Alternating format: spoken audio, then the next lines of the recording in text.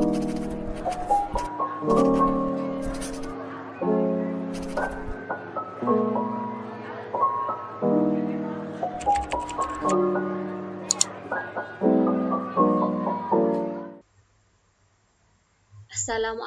warahmatullahi wabarakatuh. Kembali dengan saya, Sohibatul Aslamia, NIM 107 dari kelas 5D, Pendidikan Informatika Universitas Trunojoyo, Madura.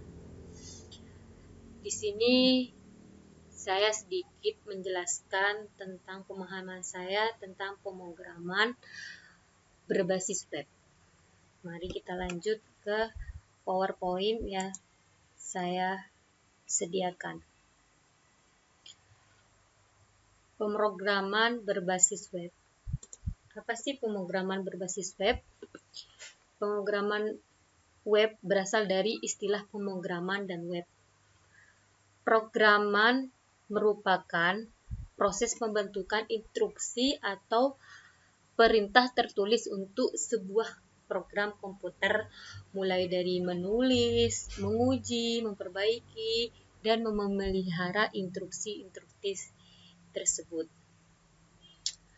Nah, dapat disimpulkan pemrograman web itu proses pembuatan instruksi-instruksi yang menciptakan program aplikasi berbasis internet yang dapat diakses melalui browser. Contoh dari pemrograman web itu sendiri yaitu seperti Gmail, Facebook, dan lain-lain. Nah, dan dapat dikatakan bahwa pemrograman web berkaitan dengan pembuatan situs. Nah, di sini namun levelnya berada di atas sekedar menyusun kode-kode HTML sederhana. Maka di itu pemrograman web ini mencangkup perencanaan, konseptualisasi, atau pemodelan pengiriman media elektronik melalui internet. Nah, bahkan pemrograman web ini baik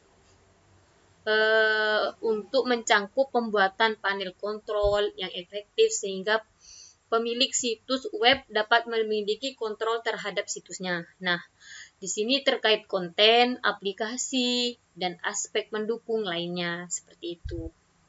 Lanjut ke jenis-jenis website. Nah, di sini jenis-jenis website itu ada 3. Yang pertama itu website statis. Website statis adalah website yang kontennya yang berisi web, tidak diperbarui dalam kurun waktu tertentu. Nah, sehingga isinya dari waktu ke waktu akan selalu tetap sama seperti apa yang saat awal dibuat. Contohnya dari website statis company, profil perusahaan atau organisasi seperti itu. Nah, yang kedua ini website dinamis. Nah, dinamis ini merupakan website yang selalu diperbarui kontennya oleh pemilik atau pengolah websitenya tersendiri. Nah, contohnya ini blog dan website berita online seperti itu. Yang ketiga, website interaktif. Nah, di sini hampir mirip dengan website dinamis, namun yang jadi pembeda itu konten webnya tidak hanya diperbarui oleh pengelola websitenya, tetapi lebih banyak dilakukan oleh pengguna atau user website tersebut. Nah, contoh dari website interaktif yaitu Facebook, YouTube, Bukalapak.com, dan lain-lainnya. Lanjut.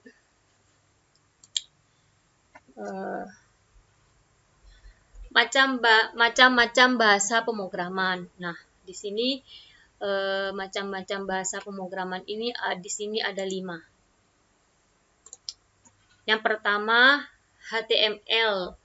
Itu digunakan untuk membentuk struktur halaman websitenya. Nah, yang CSS ini digunakan untuk membentuk desain website agar tampilannya menjadi menarik. Seperti itu. Nah, yang PHP ini merupakan salah satu bahasa pemrograman yang digunakan untuk melakukan proses data pada sisi server. Seperti itu. Lanjut, yang keempat ini JavaScript. Nah, di sini agar websitenya lebih dinamis dan interaktif, maka kita harus menggunakan Java ini tersebut.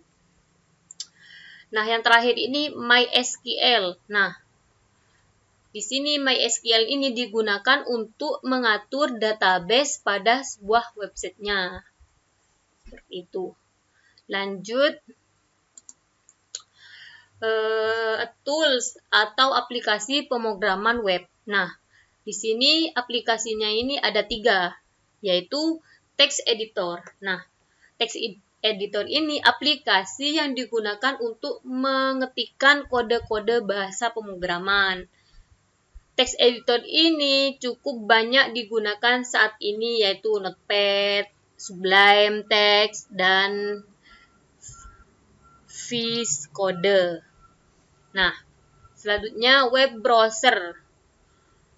Web browser ini untuk menguji kode-kode pemrograman yang sudah kita ketikkan di text editor, maka kita membutuhkan web browser. Nah, contoh dari web browser yaitu Google Chrome, Mozilla Firefox, dan lainnya. Nah, yang terakhir ini web server. Nah, web server ini merupakan sebuah aplikasi yang digunakan untuk menerima permintaan dari protokol HTTP atau HTTPS, kemudian mengirimnya kembali ke pengguna web dalam bentuk halaman web. Apa saja adalah contoh dari web server tersebut. Lanjut, yang terakhir di sini istilah-istilah pada pemrograman web. Nah, yang pertama ini HTTP. Apa sih HTTP? Hypertext Transfer Protocol. Nah, ini digunakan untuk mengatur komunikasi antara server dan client. Seperti itu. Nah, yang kedua server. Ini server merupakan komputer yang menyediakan layanan-layanan yang nantinya digunakan oleh client. Nah, yang ketiga ini, client ini merupakan komputer yang bisa menggunakan secara resource sumber daya yang tersedia dalam jaringan, atau dalam hal ini client yaitu web browser. Nah, yang terakhir ini URL, Uniform Resource Locator. Nah, ini yaitu susunan karakter, angka, huruf, dan simbol yang digunakan untuk menunjukkan suatu alamat di internet. Seperti itu. Nah, sekian dari pemahaman saya tentang pemrograman berbasis web. Jika ada salah kata, mohon dimaafkan.